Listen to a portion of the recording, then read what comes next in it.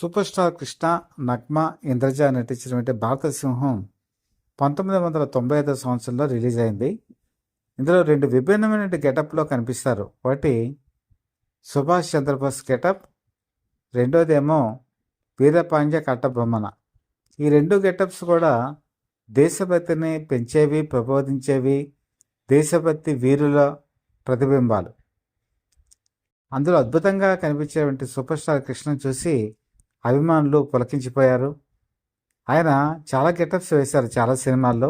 ఈ రెండు గెటప్స్ కూడా అభిమానులు వాళ్ళ హృదయాల్లో నిలుపుకునేటువంటి స్థాయిలో ఉంటాయని చెప్పడంలో ఎటువంటి అతిశయోక్తి కూడా లేదు. ఇంకా ఈ సినిమా మామూలుగా ఆడింది, బాగా ప్రజాదరణ పొందింది, ఇన్ని పక్కన పెడితే అసలు ఈ సినిమా వివాదంలోకి ఎందుకు వచ్చింది అని ఆలోచిస్తే నగ్మ అప్పటికి బాగా పాపులర్.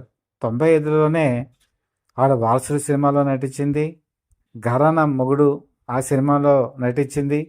అప్పటికి తెలుగులో ఈ రెండు బ్లాస్ట్ హిట్స్. ఒకసారి ఆవిడ పాపులారిటీ పెరిగిపోయింది.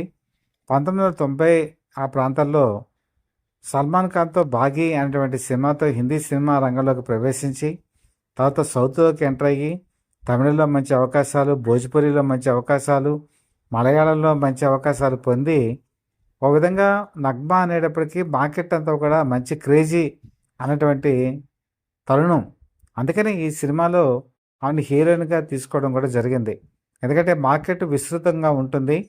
అలాగే ఈ సినిమా తమిళలోకి వెళ్ళినా కూడా, డబ్ చేసినా కూడా బాగా డబ్బులు వస్తాయనేటువంటి ఆకాంక్ష నిర్మాత రామరాజుకి ఉండటం కూడా ఒక కారణం.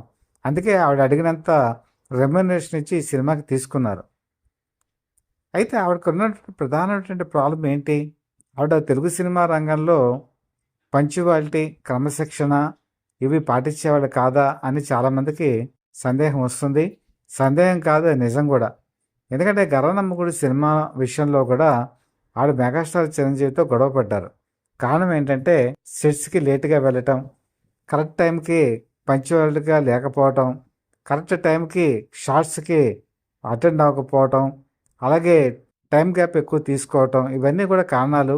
ఆ గొడవ గురించి అభిమానులందరికీ కూడా తెలుసు. ఇక్కడ కూడా అదే రిపీట్ అయిందా అంటే కొంతవరకు రిపీట్ అయిందనే చెప్పచ్చు. షూటింగ్కి ఆవిడ తరచుగా లేటుగా రావటం, అదే ఒక నిర్మాతకి, దర్శకుడికి ఇబ్బందికరం.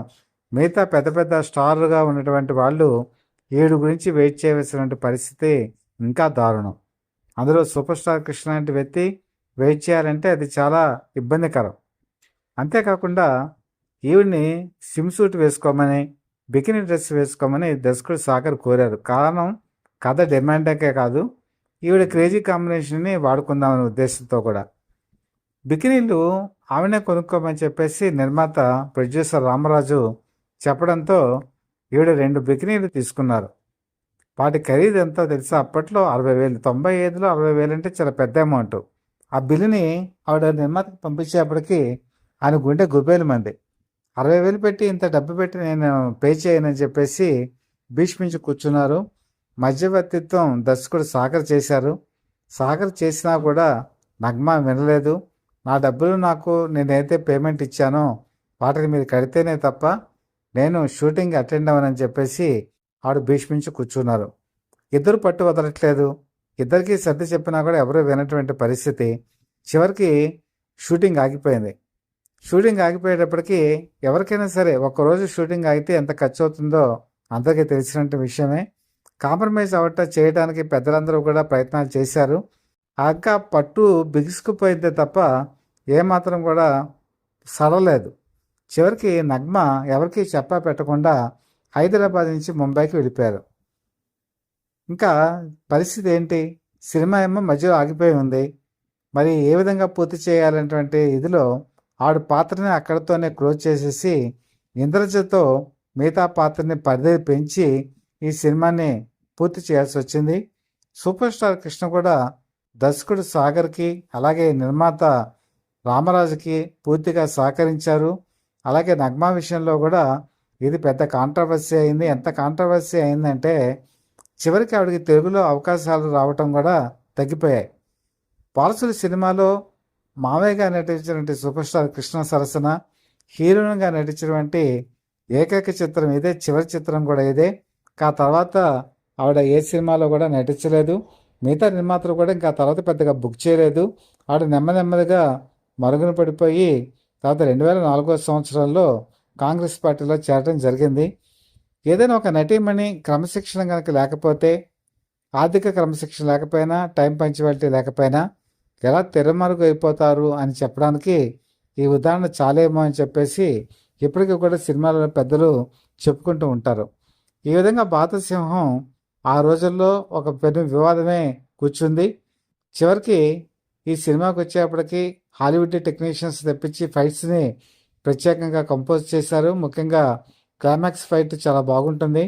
Super star Krishna double action చేశారు. ఎక్కువగా హైదరాబాద్ పరిసర ప్రాంతాల్లో ఈ సినిమా షూటింగ్ జరిగింది. అప్పటికే తెలుగు చలనచిత్ర పరిశ్రమ మద్రాసు నుంచి హైదరాబాద్కి షిఫ్ట్ అయిపోయింది. పూర్తి స్థాయిగా ఇది ఆంధ్రప్రదేశ్లోనే, అంటే అప్పటికి ఉమ్మడి ఆంధ్రప్రదేశ్ నిర్మితమైనటువంటి ఈ సినిమా ఒక విధంగా మంచి విజయమే సాధించిందని చెప్పుకోవచ్చు. ఏదైనా సూపర్ స్టార్ కృష్ణ వేసిన గెటప్స్ మాత్రం ఈ సినిమాకి ఒక ప్రత్యేకంగా వన్నీ తీసుకొచ్చాయని చెప్పడంలో కూడా ఎటువంటి సందేహం కూడా లేదు. ఈ కంటెంట్ కనుక మీకు నచ్చినట్టయితే లైక్ చేయండి, బెల్ ఐకాన్ ప్రెస్ చేసి సబ్స్క్రైబ్ చేసుకొని మీ బ్లెస్సింగ్స్ మాకు అందజేయవలసిందిగా మనస్ఫూర్తిగా కోరుకుంటూ, మీ మిత్రుడు శ్రేయోభిలాషి, Satyavrata people live TV chief editor, DVSS Krishnaprasad.